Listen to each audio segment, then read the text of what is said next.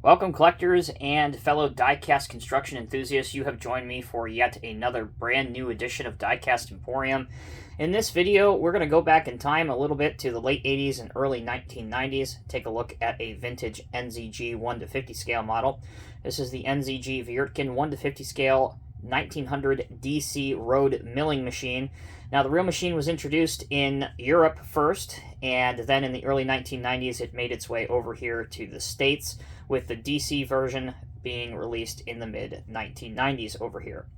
Now, if you're not familiar, cold planing or milling machines are used to mill up asphalt in preparation for a new surface being laid down in paving roads.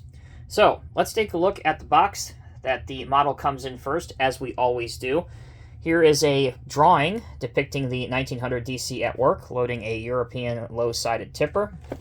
We have some black and white photos on the top of the box, including the operator station and the milling machine at work again, and then here's the information that I already read off to you. Same picture on this side. This side of the box has the milling drum with all of its tungsten carbide teeth, and over here we have yet another picture of the milling machine. The only other bit of relevant information is the NZG article number, which in this case is article 379, and the scale, which can be found here, 1:50 scale. Okay, let's get this thing out of the box. This is a very old model, vintage in fact, well over 20 years old at the time of this video's publication.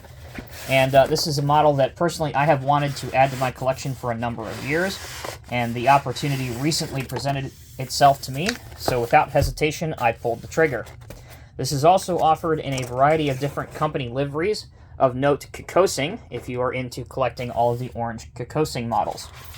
Inside the styrofoam, you can find a canopy, which you can opt to fit on top of your cold planer if you so desire to do so. The top of it is plastic, with the stands being metal, and you can see the plastic insert to mimic glass on the back. The only other thing inside the styrofoam is the milling machine or the cold planer itself, so let's get that out of the box. And once you've done that, you are ready to display your model. Alright, as I told you, the only bit of optional assembly that you have to do for this model is to put the canopy on. There are 4 holes inside the casting, and you just drop in the optional canopy if you want to give your operator some shade from the elements. But here in the United States, you don't typically see that a lot, at least by me and the states that I travel and have lived in. So let's leave that off for now, and we'll transition now to the details. You can see that despite this model's age, the operator station was detailed pretty well for the time, with all of the components being painted, all the little notches. There's also 2 steering wheels and 2 seats, so this is one of those cold planers that could be operated from either side of the machine and operated standing up or sitting down. There's also a light here, 2 exhausts, a single air cleaner. Your hand and grab rails for safety are actually metal, and they are thin to scale.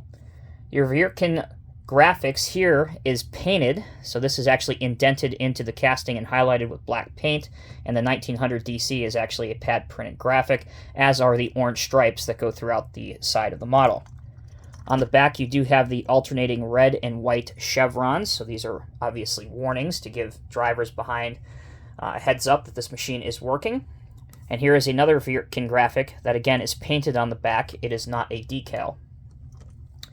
Over here, very similar to what we saw before, here's your drum cover, your milling drum cover.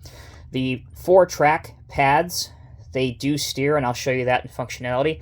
And the tracks themselves are rubber, and they can be made to move by your hands or by applying enough downward pressure. The conveyor belt or discharge chute is a pretty basic tooling, but it did work well for the time and honestly even holds up well today. It is adjustable, as I said, and you can also rotate it left or right, or you can center it up if you want. Taking a look under the cold planer, you can see the plastic milling drum with little notches on it to represent the cutting teeth to mill up the road. Here are the aforementioned tracks that are rubber, and as I said, you can turn them.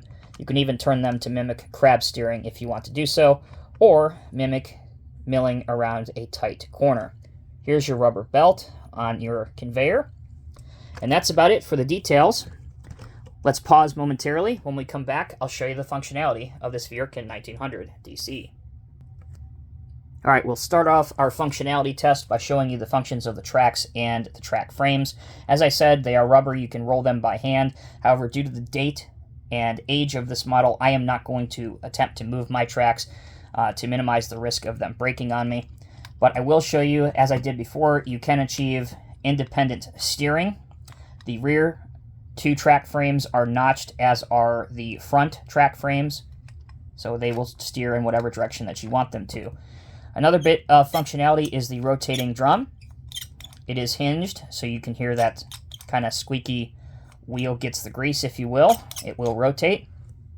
There is no height adjustability built into the milling drum, which is a bit of a disappointment, but again, we got to consider the age of this model. Functionality of the conveyor or discharge chute, as I've told you, you can swing it to the right or to the left. And believe it or not, there is height adjustability built into this. So you can have it all the way down if you want to pose the machine parked after a long shift. Or you can raise it all the way up to here, where the cylinder closes up completely inside the jacket. Now, you may think that this is not high enough to clear an American high-sided dump truck at first glance, but let's put that theory to the test right now. I have a Western Star Diecast Masters 1:50 scale dump truck, obviously a North American style dump truck with high sides. And as you can see, with very little effort, it may rest a little bit on the tailgate, but it looks good enough for government work. It will go over the side as well as the back if you wanted it to. Now, to make this a little bit more optically pleasing, if you had this in a diorama, perhaps you could have the truck on a lane that hasn't really been milled down, and that would perhaps offset the height difference if you wanted to do something like that. All right, that brings us to the conclusion. Overall, if you know anything about me and you've watched this channel for any significant length of time, you know that my favorite type of heavy machinery models to collect in any scale is road construction equipment. And to be able to pick up a vintage coal planer that I've wanted for and desired to own in my collection for well over 20 years is just another notch that I'm happy to check off. The model does not disappoint. Again, bearing in mind its limitations for the design of the age, I'm very pleased with it. I would definitely recommend this to anyone that's looking for a coal planer. You will pay up for it nowadays. It's definitely a lot more than what it was when it first came out. But what isn't more expensive than when it first came out? Let's be honest. As always, I'm Tommy with Diecast Emporium. Thank you all so very much for watching. If you are new to this channel, please subscribe. We upload videos every single week. And if you enjoyed this one, be sure to share it with your friends. Until next time, take care, be well. I'll see you in the next review.